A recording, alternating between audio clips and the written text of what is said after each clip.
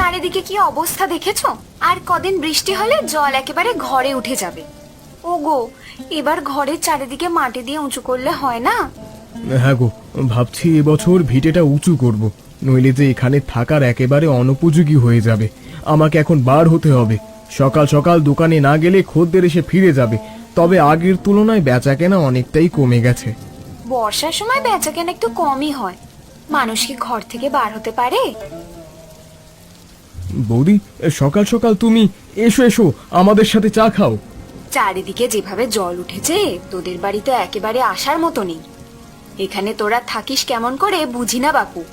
থাকতে থাকতে অভ্যাস হয়ে গেছে বৌদি, আমাদের তেমন কোনো অসুবিধা হয় না। মাধবী, যাও বৌদির জন্য চা নিয়ে এসো। আরে থাক না, চা আমি খেয়ে এসেছি। আমি এসেছি একটা দরকারে। আমার দাদা ছেলের মুখে ভাত, কাল যেতে বলেছে। একা একা যেতে ইচ্ছা করছে না। ছোট, তুই আমার সাথে যেতে পারবি?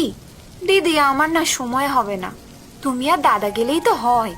তোর দাদার কি আর আমার সাথে যাওয়ার সময় আছে? উনি যাবে না বলেই তো তোকে বলতে এসেছি। তোমার যদি যেতে মন চায় যেতে পারো, আমার একা থাকতে কোনো সমস্যা হবে না। আরে বাবা, আমি তো গিয়ে অনেকদিন থাকবো না, কাল গিয়ে পরশুই চলে আসবো। কিন্তু দিদি, কোনো কিন্তু না, কাল আমার সাথে যাবি, এটাই শেষ কথা। এ কি সর্বনাশ! জল যে একেবারে ঘরে উঠে গেছে। এখন কি উপায় হবে? সারা রাত বৃষ্টি হলে তো খাট অবধি জল চলে আসবে। আজকের রাতটা দাদার বাড়ি যাই, কাল মাধবী আসলে একটা ব্যবস্থা করা যাবে।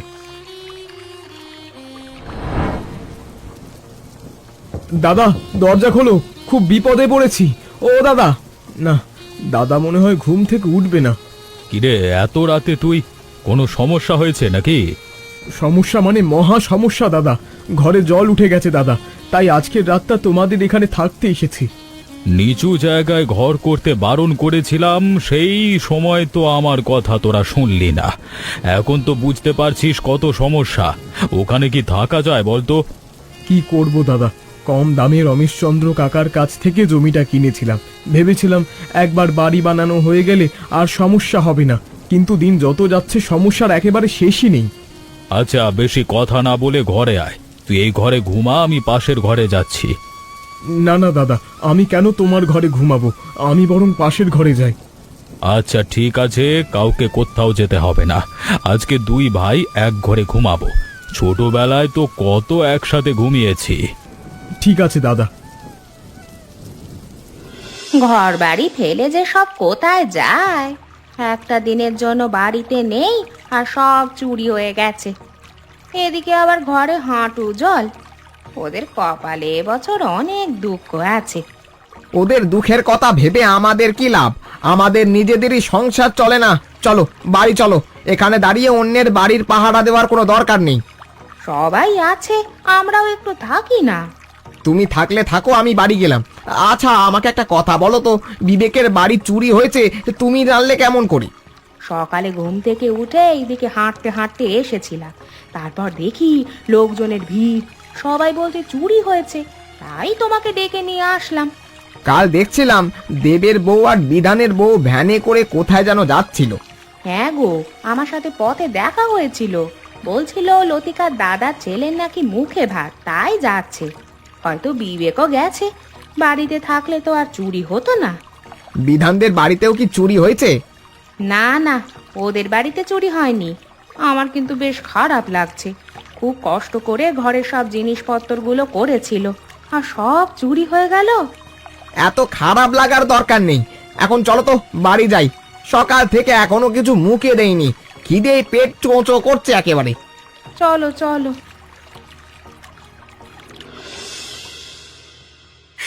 এ কি হয়ে গেছে গো? আমাদের ঘরে কিচ্ছু নেই। এদিকে জল তো প্রায় খাট অব্দি হয়ে গেছে। বিবেকি বা কোথায়? ও বাড়িতে থাকতে চুরি হলো কেমন করে? দোকানে গিয়ে দেখি।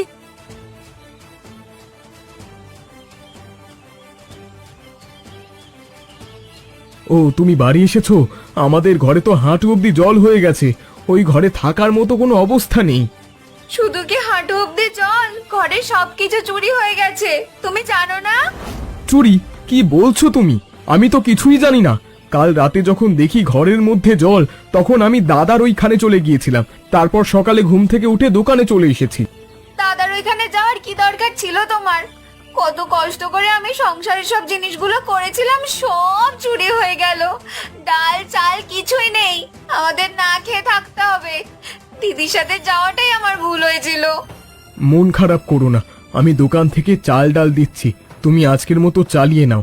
কাল সকালে বাজার করে নিয়ে আসবো। একটা কাজ করা যেতে পারে, কিছুদিনের জন্য দাদাদের বাড়িতে থাকলে হয়। ওদের তো 3টা ঘর, ঘর থেকে জল নেমে গেলে চলে আসবো। দিদির মা এসেছে, তাছাড়া 2 দিন পরে নাকি দিদির বোন আসবে। কোথাও যাওয়ার দরকার নেই, আমরা জলের মধ্যেই থাকবো। জলের মধ্যে থাকাটা নিরাপদ হবে বলে মনে হয় না। যে কোনো সময় বিষাক্ত সাপ পোকামাকড় এসে কামড় দিতে পারে। আচ্ছা, সে পরে ভেবে দেখলে হবে। তুমি আপাতত আজকের মতো ডাল আর চাল দাও।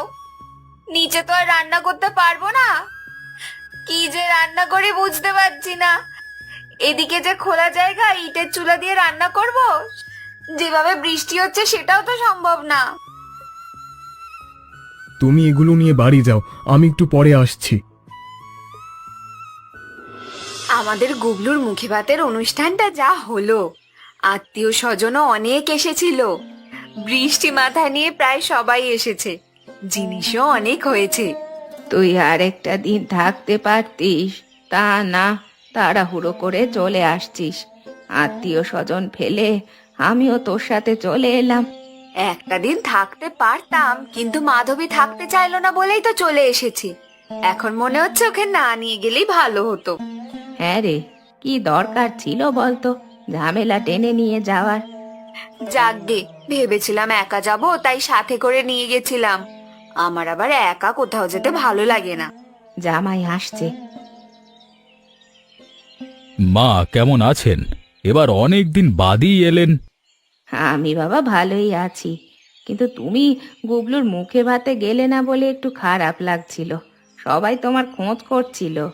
বৃষ্টি বাদলে আর যেতে ভালো লাগেনি, গেলেও সকালে উঠে আবার চলে আসতে হতো। তুমি অসময়ে বাড়িতে, রাত ছাড়া তো বাড়ি আসো না। আজকে কি তোমার কাজ তাড়াতাড়ি হয়ে গেল? তাড়াতাড়ি কাজ সেরেই বাড়ি ফিরলাম। রমেশ দাদার গোডাউনে হিসেবের কাজ তো, হিসেবে তাড়াতাড়ি হয়ে গেছে, তাই ভাবলাম বাড়ি যাই। কিন্তু আসবার পথে যা শুনলাম আমার খুব কষ্ট হচ্ছে। তুমি আবার কি শুনলে? কালকে রাতে বিবেকদের ঘরে জল উঠেছিল বলে আমার এখানে ঘুমাতে এসেছিল। সকালে উঠে আমি কাজে চলে যাই আর বিবেক দোকানে যায়। আমরা কিছুই সকালে শুনিনি, আসবার পথে শুনলাম বিবেকের বাড়ি গতকাল রাতে চুরি হয়েছে। এ কি কথা? আমি চিন্তা করে দেখলাম ওদের কিছুদিনের জন্য আমাদের এখানে থাকতে দেব। এই বিপদে দাদা হয়ে যদি পাশে না দাঁড়ায় তাহলে কেমন হবে বলো তো? আচ্ছা, আমি গিয়ে ওদের নিয়ে আসি।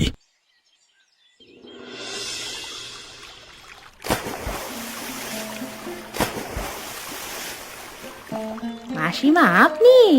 কতদিন পর দেখা হলো। তা কেমন আছেন? মেয়ের বাড়িতে বুঝি কিছুদিন থাকবেন? থাকতে চেয়েছিলাম, কিন্তু থাকা আর হবে বলে মনে হয় না। ভেবেছিলাম নিজের মতো করে মেয়ের বাড়িতে থাকবো। যাকগে সব কথা। তা তুমি কেমন আছো? ভালো আর থাকি কেমন করে মাসিমা, সংসারে খুব অভাব, দুবেলা ঠিক মতো খাওয়াও জোটাতে পারি না। এবার আগে ভাগে বর্ষা শুরু হয়ে গেছে, তাই মানুষের ফসল আবাদিও ঠিক মতো হয়নি। মাসিমা, শুনলাম বিবেক আর ওর বউ আপনার মেয়ের বাড়ি থাকছে। তা এত মানুষের সংসার আপনার মেয়ে জামাই টেনে পারছে তো? সে কথা আর বলো না, যত সব ঝামেলা এসে উঠেছে আমার মেয়ের ঘাড়ে। মেয়েকে বললাম ঝামেলা সব ঘাড় থেকে নামিয়ে ফেলতে। সে যা বলেছেন। আপনার জামাই রমেশ দাদার গোডাউনে কাজ করে কতই বা মাইনে পায় বলুন? এতগুলো মানুষের সংসার চালাতে গিয়ে আপনার মেয়ে জামাই হিমশিম খেয়ে যাবে।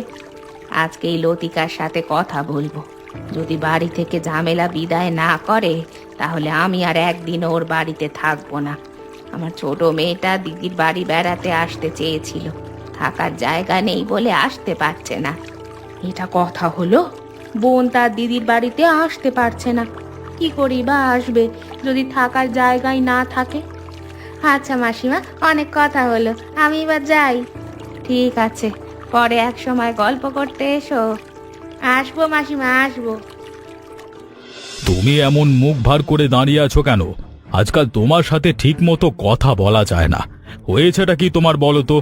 কি হয়েছে বুঝতে পারছো না, নাকি না বোঝার ভান করছো? দোলা আসতে চেয়েছিল কিন্তু আসতে পারছে না। ভেবেছিলাম মা আর বোনকে নিয়ে কয়টা দিন শান্তিতে থাকতে পারবো, তোমার জন্য সব মাটি হয়ে গেল। তুমি কি বলতে চাইছো সরাসরি বলো। আর দোলা আসছে এদিকে, এদিকে আসবে। দোলা এসে থাকবেটা কোথায়? তোমার মাথার উপর? আরে বুঝতে পেরেছি তুমি কি বলতে চাইছো। আমার মাথার উপরে থাকবে কেন? মা আর দোলা এক ঘরে থাকবে। ও আবার আলাদা ঘর ছাড়া থাকতে পারে না। আলাদা ঘর ছাড়া থাকতে পারে না? তাহলে আসবার দরকার নেই। আমি আমার ভাই আর তার বউকে বাড়ি ছেড়ে যেতে বলতে পারবো না। আর কতদিন থাকবে ওরা? আমাদেরই ঠিকমতো সংসার চলে না, আবার ওরা দুজন ঘাড়ে এসে পড়েছে। আমাদের সংসার চলে না তোমাকে কে বলেছে? শোনো লতিকা, এ বাড়িতে তোমার মা বোনের যেমন থাকবার অধিকার আছে, আমার ভাই আর তার বউয়ের তেমনই থাকবার অধিকার আছে। তাছাড়া ওরা তো সারা জীবন থাকবে না, ওদের ঘরের জল নেমে গেলে চলে যাবে। কেউ যদি ঘাড়ে এসে পড়ে তাহলে কি সহজে যায়? তাছাড়া ফ্রি ফ্রি খাওয়া পাচ্ছে। আর একটা কথা, তুমি আমার মা বোনকে ওদের সাথে তুলনা করবে না। আচ্ছা, তুমি তো আগে এমন ছিলে না, হঠাৎ করে তুমি এমন হয়ে গেলে কেন? তোমার সাথে তো ছোট বউয়ের খুব ভালো সম্পর্ক ছিল, ইদানিং তুমি ওদের দু চোখ পড়ে দেখতে পাচ্ছ না। এখানে উঠেছে, কবে যাবে তার ঠিক নেই। এভাবে ঘাড়ের ওপর বসে বসে খেলে আমি কি করে দেখতে পারি? ওদের চলে যেতে বলবে। যদি তুমি না বলতে পারো আমি বলবো।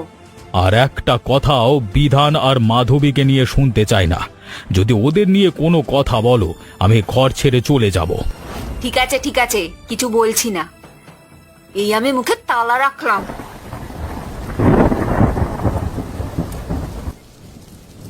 আরে দেবেশ দাদা যে, কি মনে করে আমাদের দোকানে? তুমি তো কোনোদিন আমাদের দোকানে কিছু কিনতেই আসো না। ভাবছি এবার থেকে তোর দোকানে আসবো। এই যেমন আজকে এলাম 1 কিলো নুন কিনতে। জানিস বিবেক, তোর জন্য আমার খুব মায়া হয়। ঘরে জল আবার যা ছিল সব চুরি হয়ে গেছে। মায়া করে আর কি করবে? যা হওয়ার হয়ে গেছে। তবে আমার কি মনে হয় জানো, আশেপাশের কেউ হয়তো আমার ঘর থেকে জিনিস চুরি করেছে। আশেপাশের লোক কেন নেবে? তোর কি আশেপাশের লোকজনদের চোর মনে হয় নাকি? না, চোর মনে হয় না, কিন্তু একটা কথা কি জানো, অভাবে পড়লে মানুষের স্বভাব নষ্ট হয়। তুই আবার আমাকে সন্দেহ করছিস না তো? দেখ দেবেশ, তোকে একটা কথা বলি, ঘরের দরজা খুলে যদি চলে যাস তাহলে তো চুরি হবেই। তুমি কি করে জানলে ওই দিন আমার ঘরের দরজা খোলা ছিল? এইগুলো কি জানা লাগে? এমনিতেই বোঝা যায়। যাকগে এসব কথা, তুই আমাকে 1 কিলো নুন দে, পয়সা পরে দিয়ে যাব। দেবেশ দাদা, আমি কিন্তু বাকিতে বিক্রি করি না। তবে তুমি আজকে আমার দোকানে প্রথম এসেছো, তাই বাকিতে দিলাম। পয়সা কিন্তু তাড়াতাড়ি দিয়ে দেবে।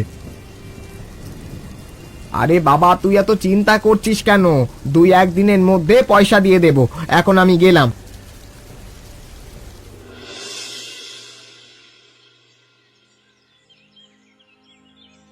ওগো শুনছো? না, কখন থেকে ডাকছি, ওঠার নাম নেই। রাতে বাড়ি থাকে না, আর দিনে এইভাবে ঘুমায়। কোথায় যে কি করে ওপরওয়ালাই জানে। কি হলো, ঘুম ভাঙছে না তোমার? আর তোমার জন্য ঠিক করে ঘুমাতে পারলাম না। এত ডাকছো কেন শুনি? ঘরে রান্না করার মতো কিচ্ছু নেই। বাজার না করলে আজকে চুলায় হাঁড়ি উঠবে না। রোজ বাজার করা লাগে। সেদিন না বাজার করে নিয়ে আসলাম, সব শেষ হয়ে গেছে। আমি কোথাও যেতে পারবো না। সারা রাত জেগে পরিশ্রম করি, এখন দিনের বেলা যদি ঘুমাতে না পারি তাহলে কেমন করে হবে? সারা রাত তুমি কি করো বলো তো? চুরি টুরি করো নাকি? আমার তো এখন মনে হচ্ছে মাধবী ঘর থেকে সেদিন তুমি চুরি করেছিলে। হ্যাঁ, আমি চুরি করেছিলাম। চুরি করি বলে একবেলা খাওয়া জোটে, নইলে 2 জনে না খেয়ে মরতে হতো। সামান্য একটু জমি ছিল, সেখানে যা ফসল হয়েছিল সব বৃষ্টির জলে পচে গেছে। অভাব বলে কি চুরি করতে হবে? আর চুরি করা জিনিস তুমি রেখেছো কোথায়? বাড়িতে তো নিয়ে আসতে দেখি না। পাশের গ্রামের পরেশের কাছে সব কম দামে বিক্রি করে দিই। পরেশ আবার সেই সব চুরি করা জিনিস বেশি দামে বিক্রি করে। দেখো, তুমি মাধবীর ঘর থেকে যা যা চুরি করেছো সব ফেরত দিবা। বাবা, তুমি আবার ভালো হলে কবে? সারাদিন তো কুটনামি করে বেড়াও। কুটনামি করে বেড়াই আর যাই করে বেড়াই না কেন, চুরি তো আর করি না। এখন থেকে তুমিও আর চুরি করবে না। চুরি দিয়ে আমি কি করব? আমার এই সোনার চুড়ি বিক্রি করে যা হয় তা দিয়ে তুমি একটা চায়ের দোকান দিবা, আর বাকি টাকা মাধবীর হাতে তুলে দিবা। তাই হবে, আজকে থেকে আমি আর চুরি করব না। দিদি তুমি ওঠো, আমি রান্না করছি।